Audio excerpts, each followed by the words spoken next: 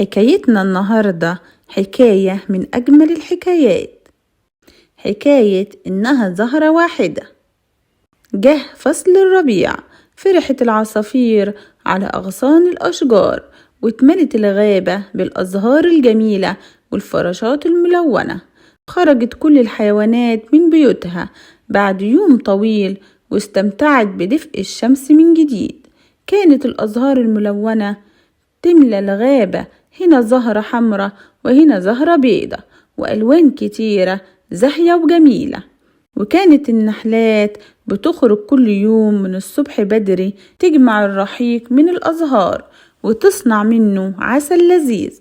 وفي الغابة كانت جميع الحيوانات بتحب العسل، وتقف صف كل يوم الصبح قدام خلية النحل تاخد العسل. وفي صباح يوم من الأيام جات الحيوانات كلها تاخد العسل، لكن حزنت جدا لأنها ملقتش عسل. فسألوا النحل ليه مفيش عسل؟ قالت نحلة للحيوانات إن اختفاء الأزهار من الغابة هو السبب إن مفيش عسل، لأن النحل بيحتاج للأزهار في صنع العسل. اتفقت الحيوانات إنهم لازم يعرفوا سر اختفاء الأزهار من الغابة، وقرروا إن الكلب يكون حارس على الأزهار علشان يعرف مين اللي بيقطفها. وفي يوم من الأيام شاف الكلب أرنب يقطف زهرة جميلة. سأل الكلب الأرنب ليه بتقطف الزهرة؟ قال الأرنب دي زهرة واحدة مش هتأثر في شيء، لأن زهور الغابة كتيرة. وفي اليوم التاني شاف الكلب ثعلب بيقطف زهرة وأخدها لبيته. فسألوا الكلب عن الزهرة اللي قطفها، قال الأرنب دي زهرة واحدة ومش هتأثر ولا تضر. تالت يوم جا غزال وقطف زهرة، مشي وراه الكلب وسأله ليه قطفت الزهرة؟ قال الغزال دي زهرة واحدة ومش هتأثر في شيء.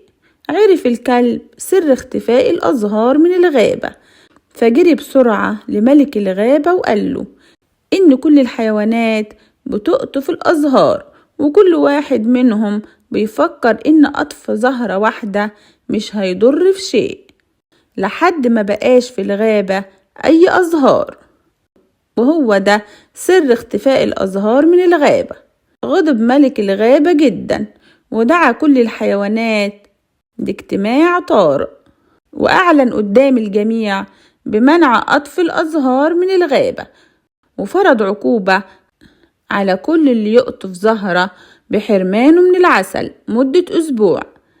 نفذت الحيوانات قرار ملك الغابة وامتنعت عن قطف الأزهار، وبعد فترة من الزمن رجعت الأزهار تملى الغابة من جديد، ورجعت النحلات تصنع العسل اللذيذ وتوزعه على سكان الغابة السعيدة. خلصت حكايتنا النهاردة، استنوني في يوم جديد وحكاية جديدة من أجمل الحكايات.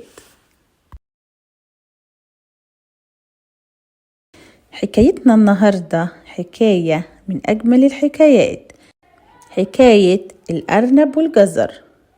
في يوم من الأيام مسك الأرنب النشيط بذور الجزر وخرج للحديقة علشان يزرعها.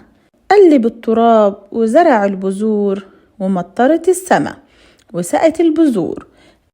قال الأرنب أنا هستنى بذور اللي زرعتها لحد ما تنبت. مرت الأيام وظهرت البذور الصغيرة فوق التراب. قال الأرنب أنا مش شايف جزر على البذور، لازم إن السلحفة أكلتها. راح الأرنب لبيت السلحفة وقال لها بغضب أنا ههدم ليكي بيتك لأنك أكلت جزراتي. قالت السلحفة للأرنب أنا ما أكلتش أي جزر، لكن الأرنب ما صدقهاش. سمعت دودة الأرض كلام الأرنب، فطلت براسها من تحت التراب وقالت ما تتسرعش يا صديقي، جزراتك كبرت تحت التراب. اتعجب الأرنب وقال تحت التراب؟ قالت دودة الأرض أيوة، ومش عليك إلا إنك تقلعها من الأرض. اعتذر الأرنب من جارته السلحفة وشكر الدودة وطلب منهم إنهم يساعدوه في قلع الجزر. وافق الأصدقاء التلاتة وجمعوا الجزر وأكلوه مع بعض.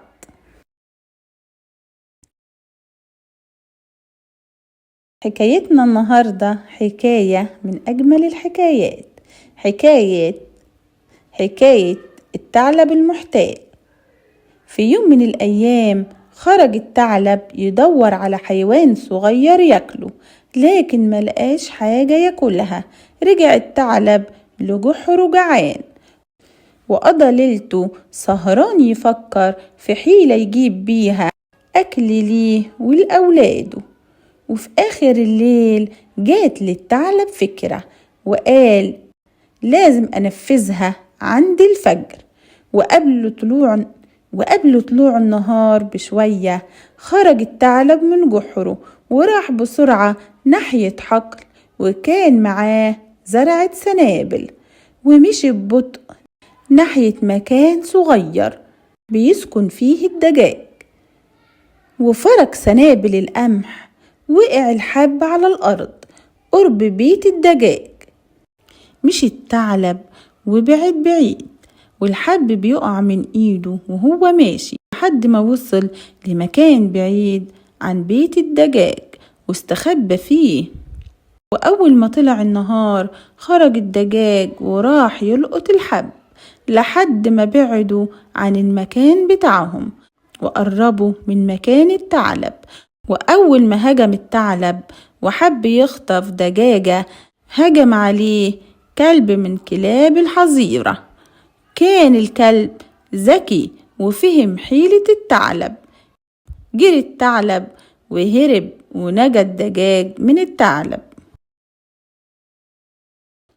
حكاية إنها زهرة واحدة.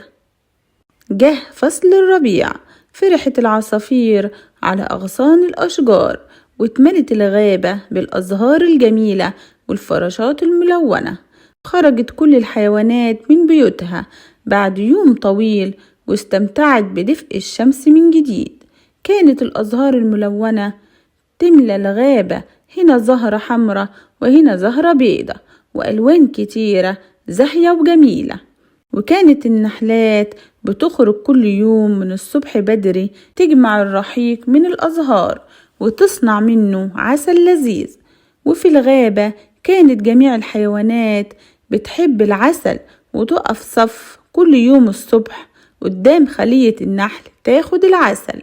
وفي صباح يوم من الأيام جات الحيوانات كلها تاخد العسل، لكن حزنت جدا لأنها ملقتش عسل. فسألوا النحل ليه مفيش عسل؟ قالت نحلة للحيوانات إن اختفاء الأزهار من الغابة هو السبب إن مفيش عسل، لأن النحل بيحتاج للأزهار في صنع العسل.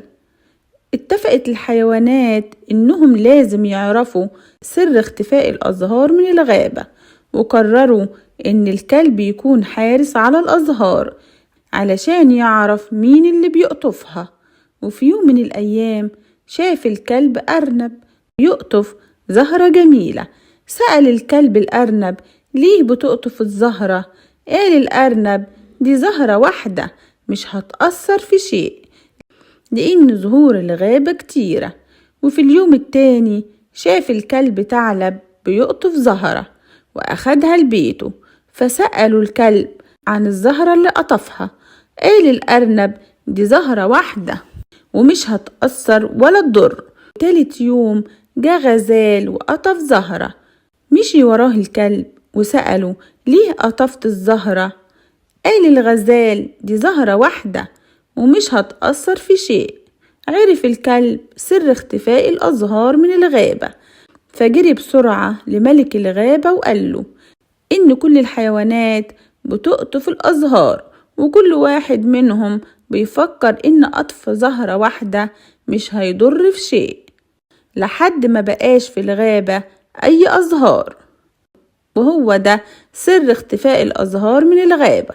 غضب ملك الغابة جدا ودعا كل الحيوانات لاجتماع طارئ، وأعلن قدام الجميع بمنع قطف الأزهار من الغابة، وفرض عقوبة على كل اللي يقطف زهرة بحرمانه من العسل مدة أسبوع. نفذت الحيوانات قرار ملك الغابة وامتنعت عن قطف الأزهار، وبعد فترة من الزمن رجعت الأزهار تملى الغابة من جديد، ورجعت النحلات تصنع العسل اللذيذ وتوزعه على سكان الغابة السعيدة. خلصت حكايتنا النهاردة، استنوني في يوم جديد وحكاية جديدة من أجمل الحكايات.